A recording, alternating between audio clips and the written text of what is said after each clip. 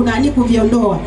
Hata kama wachawi wamekuwekea milima, hata kama kuna ukuta wamekuwekea kwamba huyu asipenye hapa, lakini yupo Mungu mwenye nguvu, yupo Mungu anayeweza, mwenye mamlaka, anayeweza kubomoa hizo kuta na kuangusha kila milima ambayo wachawi au watu wenye wivu wamekuwekea.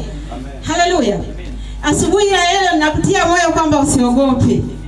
Hata kama umekuchelewesha kiasi gani, hata kama umekuchelewesha miaka mingapi, amini Mungu ya kwamba asubuhi ya leo kila kizuizi, one day utasimulia, utasema nilipitia kwa kweli mpaka hapa nimeona mkono wa Mungu. Haleluya.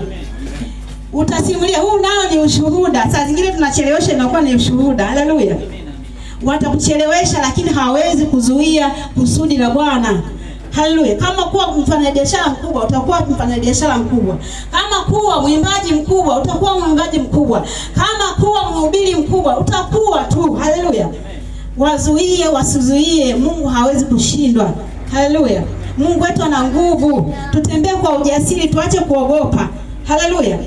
Tujitie nguvu, tusiogope. Mungu bado yupo na anatupenda. Kwa kuwa sisi ni wana wa Mungu na ametupa mamlaka ya kumiliki na kutawala. Haleluya. Lile kusudi la Bwana lazima litimie. Wasimame, wafanyeje, waloge usiku na mchana.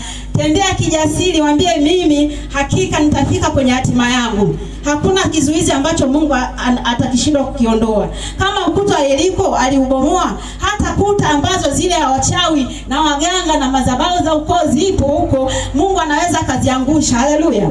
Mungu anaweza kaondoa. Haleluya. Kwa hiyo asubuhi ya leo napenda nikutie moyo. Uko mahali hapa, jitie nguvu, acha kukata tamaa. Mungu wako ana nguvu zisizokuwa za kawaida. Mungu wako anatisha kuliko kawaida. Haleluya.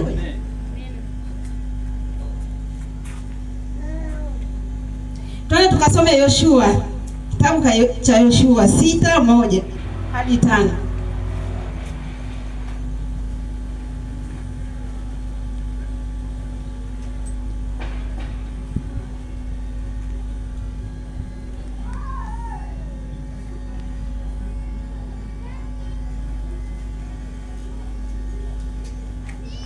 Yoshua 6:1 hadi 5.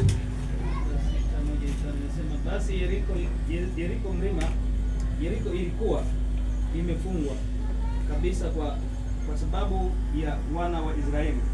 Hapana mtu aliyetoka wala hapana mtu aliyeingia.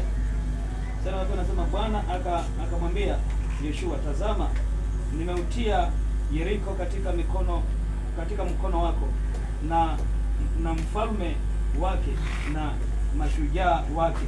Watatu nasema, nanyi mtauzunguka mji huu, watu wote wa vita wakiuzunguka mji mara moja. Fanya hivi siku 6. Sasa wale nasema, na makuhani 7 watachukua tarumbeta 7 na pembe za kondoo waume, pembe ya hilo sanduku, na siku ya 7 mtazunguka mji mara 7. Nao makuhani wataingia wataingia na tarumbeta zao. Mstari wa 5 nasema, kisha itakuwa watakapopiga hizo pembe za kondoo waume kwa nguvu, na nanyi mtakapoisikia sauti ya tarumbeta, watu wote watapiga kelele kwa sauti kuu, na ukuta wa mji utaanguka chini pale pale, na hao watu watapanda, kila mtu akiendelea mbele kuukabili. Haleluya. Amen. Nimezungumzia kwamba ukuta wa Yeriko ulikuwa kama kizuizi. Pale tumesikia kabisa watu walikuwa hawapiti na wala walikuwa hawatoki huko. Haleluya.